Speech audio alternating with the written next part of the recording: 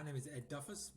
I'm the CEO at OpenCRVS, and I'm going to show you a short video where I'm going to explain how you map offices and users within OpenCRVS. And to do that, I'm going to use the default configuration that we use for demonstrations, and that is of Farageland.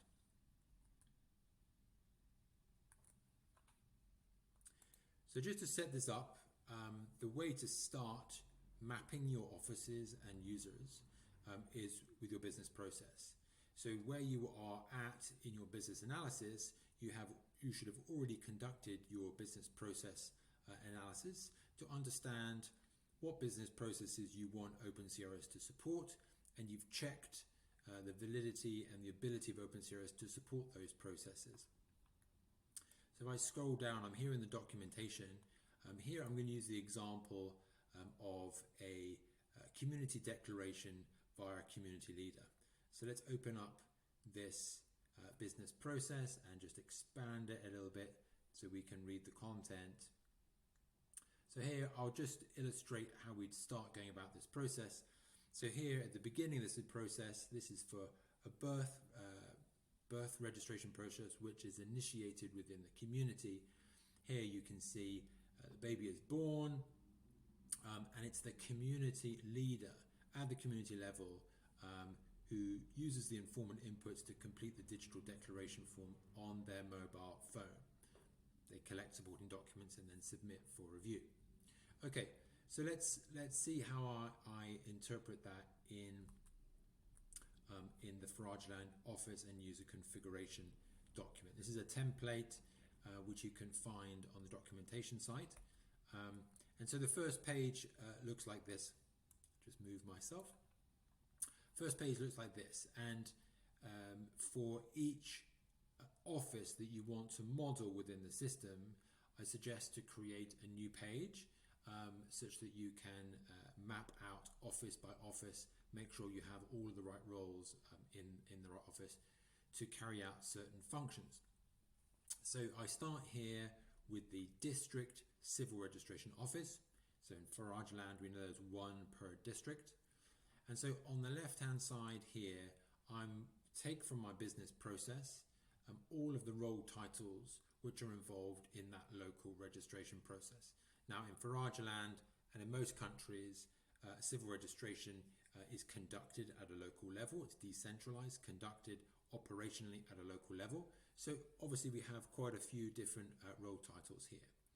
So in this table, important to note that the role titles on the left are the titles of the local staff members. So these are the local names.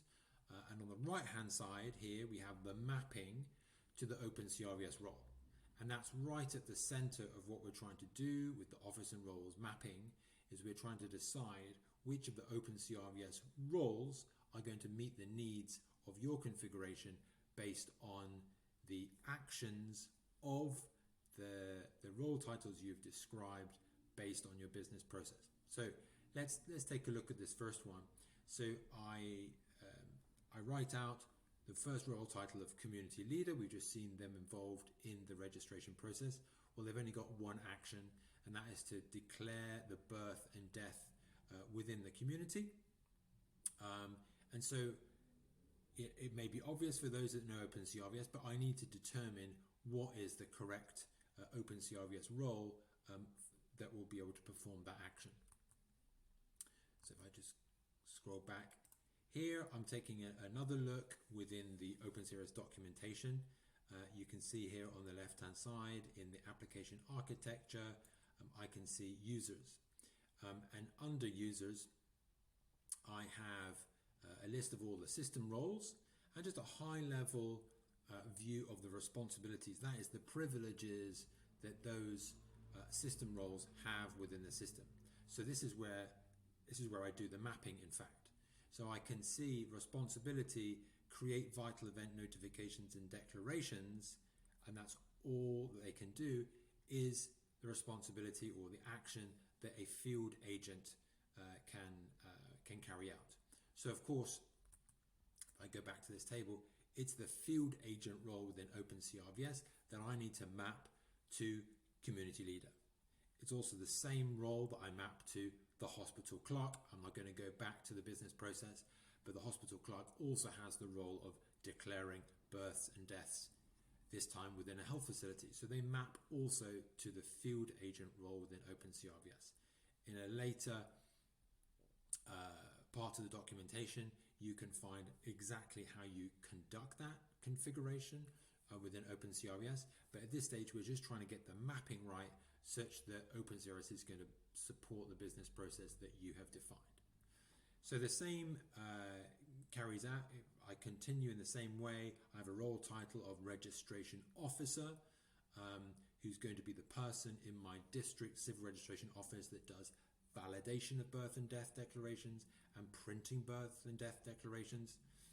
And in the same way, I will look to my table here in the users table, and it's the registration agent within OpenCRVS that has the ability to create vital event declarations, validate and send declarations for approval, issue certificates, search for records, and view performance statistics. So I'm going to assign the registration officer role in Farajaland to the registration agent role within OpenCRVS. And I continue in this way through all of the roles that I have for each of the offices. So I'm going to add in also a registrar, so that quite typically the registrar role title will map to the OpenCRVS role registrar. The administrator gets mapped to the local system admin. Let's go to the next slide. I don't just have a district office, I've also got a provincial office. So I have a provincial civil registration office, and there's one of those per province. So let's take a look at the role titles that I have in my provincial office. We haven't mapped out the business process for the provincial office, but if I could just describe, it's more of a management office. So I have a provincial registrar and an operations manager working in that provincial office. The provincial registrar is able to view records via the search capability, and they're also able to print records, that's part of their role, and they have a performance management view as well. So they would map nicely to the registrar role within OpenCRVS. And the operations manager, the provincial office, would map to the performance manager role within OpenCRVS. So if I go to the next slide, I've also got a national office. I've got a national HQ office. So there's only one of those in Farajaland. And in that office, I've got roles which are the Registrar General and the National Administrator. And those roles, I define what actions those specific roles can conduct. And then again, I map them to the OpenCRVS role, and I go back to that user table to understand what actions each of those OpenCRVS roles can conduct.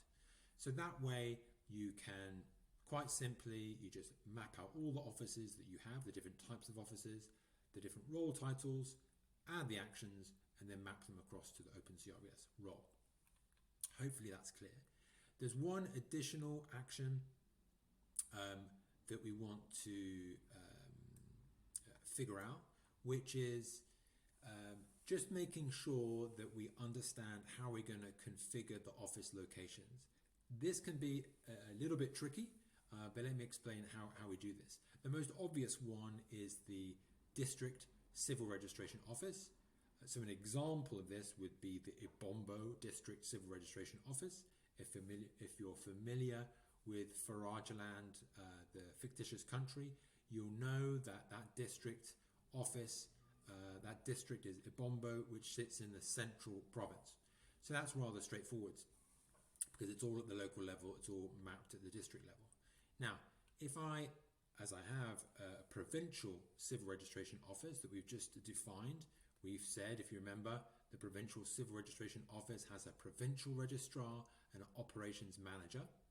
When I come to map that office to the location within Farajaland, it's important to remember that all the civil registration offices in OpenCRVS need to be mapped to the lowest administrative level within your administrative hierarchy. So although one might consider that the Provincial Civil Registration Office, well, the name of it is the Central Province Civil Registration Office, it gets mapped to the district in which that Civil Registration Office actually sits. It doesn't get mapped to the province. It needs to get mapped to the lowest administrative level, which is Asamba. In Farajaland, Asamba is the capital of the capital district of the central province, and it's also the national capital district as well. So therefore, the national HQ office type, the name of it, we'll call it the Farajaland Civil Registration HQ, also gets mapped. The location of that office is going to be in the Asamba district in Central Province. So we've summarized here how we go about mapping our offices within OpenCRVS, how we map users to the OpenCRVS user types. Hopefully that's a quick explain of how we do it. Good luck with doing it for your own configuration. Thank you.